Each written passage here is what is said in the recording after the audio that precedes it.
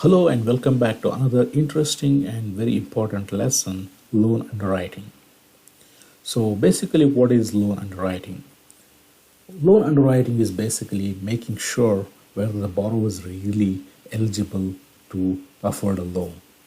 So basically loan underwriting consists of evaluation of three C's, which is called three C's are basically collateral, capacity, and the credit. And validation and review of the employment status, home and appraisal status, loan repricing. So this is about loan underwriting in a nutshell. So first one is assess the three areas of the underwriting, that is collateral, credit, reputation, and the capacity. Process information to evaluate like investor guidelines, fairness to the lending, validation of review employment status, income appraisal status, property valuation of occupancy details, and loan repricing. Today, an automated underwriting system is becoming more and more popular than the usual manual underwriting. It enables lenders to obtain risk classification without traditional manual underwriting. So automated underwriting shrinks the mortgage approval process from weeks to minutes, saving borrowers time and the money, and eliminates much of the frustration and uncertainty involved in getting a mortgage.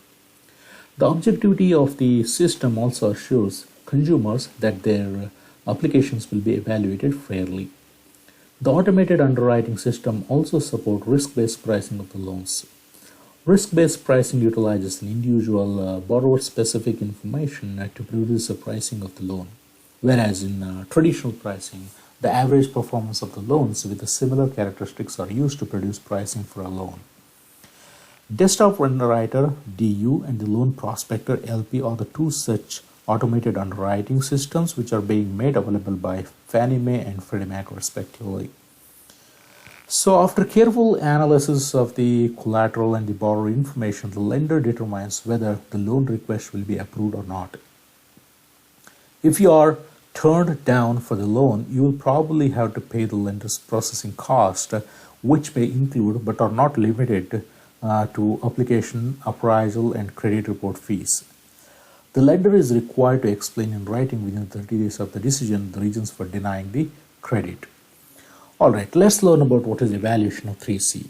In the loan underwriting process, the lender evaluates the loan application and the borrower based on the collateral, credit pool, and the capacity of the borrower to pay back the loan. First one is collateral. Let's try to understand what is collateral. So when reviewing the collateral, lenders look at house value, down payment, and the property type. So what is the appraised value of the house? So the lender wants to make sure that the value of the home would support the amount of mortgage.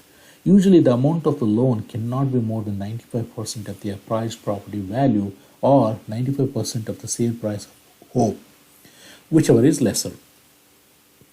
So the lender will arrange to have a third-party agency estimate the market value of the house. If it has already been done, the appraiser looks at what the home is worth today and how the neighborhood may affect future property value.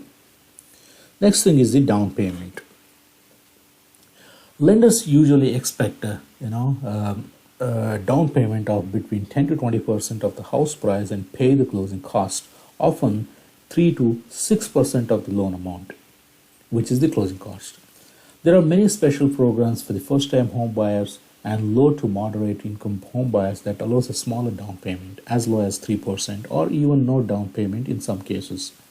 So which we discussed about RHS, FHA, and VA loans.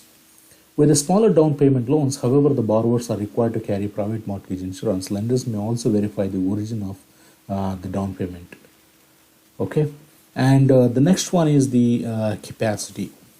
Let's talk about capacity. So when looking at the capacity income, debt and the cash reserves of the borrowers are verified. So all the necessary documents will significantly speed up the application process.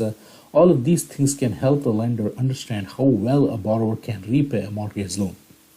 So lenders generally prefer that housing expenses, including the mortgage payments, insurance, taxes, and special assessments, not exceed 25 to 28% of the gross monthly income.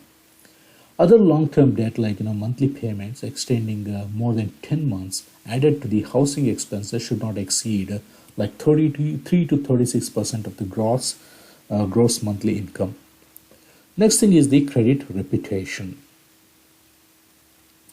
So credit history is considered when the lenders review the credit reputation of the borrower. The credit report, which was ordered during the loan processing stage, is utilized to check the borrower's ability to repay a loan. If there are any credit-related problems such as history of the late payments, foreclosures, or the judgments, the lender may clarify by asking for a loan explanation or the clarification of any problem. All right, so next one is the verification of borrower information details. So during the underwriting stage, the loan underwriter does a second level of review and validation of all the documents to verify information supplied by a mortgage applicant, such as income, employment, and down payment sources.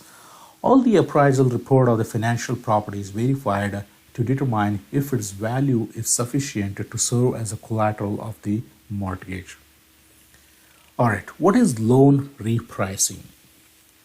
The repricing of the loan, which is another iteration of the loan pricing, is done in the underwriting stage.